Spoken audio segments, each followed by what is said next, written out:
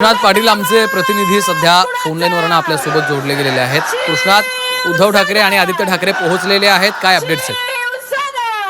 उद्धव ठाकरे यांच्यासह शिवसेना युबीटीचे खासदार आमदार त्याचबरोबर इतर पदाधिकारी हे पोहोचलेले आहेत आणि थोड्याच वेळात दादर पश्चिम इथल्या हनुमान मंदिर आहे त्या ठिकाणी रामरक्षा आरतीला सुरुवात होईल।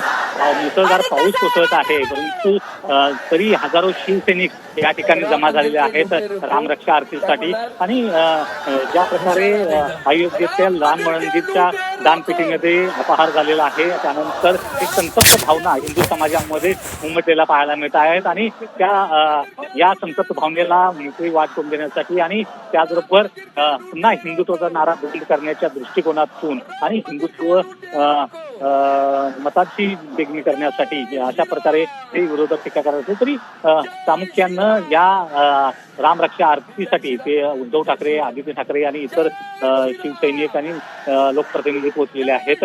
या माध्यमातून भाजपच्या विरोधात ते यावेळी बोलण्याची शक्यता आहे, कारण स्टेज बांधलेला आहे तर स्टेजवरून ते भाषण देखील करतील अशी एक शक्यता आहे। त्यामुळं थोड्याच वेळात रामरक्षा आरतीला सुरुवात होईल। उद्धव ठाकरे पोहोचलेले आहेत आणि या रामरक्षा आरती झाल्यानंतर उद्धव ठाकरे हे शिवसैनिकांशी संवाद साधतील, भाषण करतील अशी एक शक्यता मानली जाते। अगदी कृष्णात, इथं आरतीनंतर उद्धव ठाकरे हे लोकांशी संवाद साधणार आहे असं तुम्हाला म्हणायचं आहे। एकूणच जर आपण सध्या त्या ठिकाणचं वातावरण जर पाहिलं तर राम मंदिर दान चोरी प्रकरणी सध्या ठाकरेंचं रामरक्षा आंदोलन सुरू झालेलं आहे। काही वेळातच आरती इथं केली जाणार आहे। कृष्णात, तरी किती शिवसैनिक तिथे सध्या जमलेले आहेत, कारण पाऊस सुद्धा सुरू आहे? पाऊस सुरू आहे आणि जवळपास मुंबईतून सर्व भागातून शिवसैनिक जमा झालेले आहेत। हजारो शिवसैनिक जमा झालेले आहेत, कारण संपूर्ण रस्ता हा वाहतुकीसाठी बंद करण्यात आलेला आहे आणि जवळपास प्लाझा सिनेमाच्या चौकापर्यंत ही गर्दी पाहायला मिळते।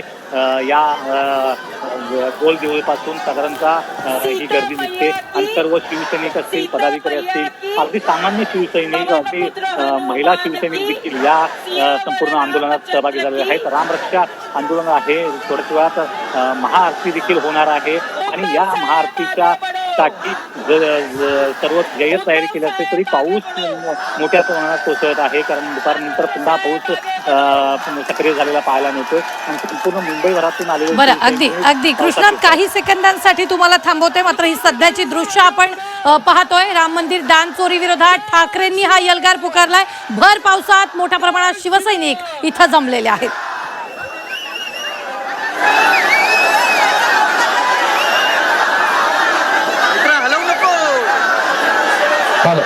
जय श्रीराम, जय जय श्रीराम, जय जय श्रीराम।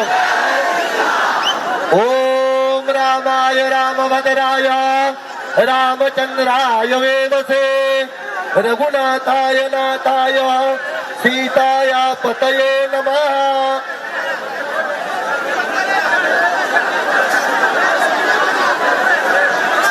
आता सर्वप्रथम आपण रामरक्षेचं पठण करणार आहे। रामरक्षेचं पठण झाल्यानंतर हनुमान चालीसा बोलणार आहे।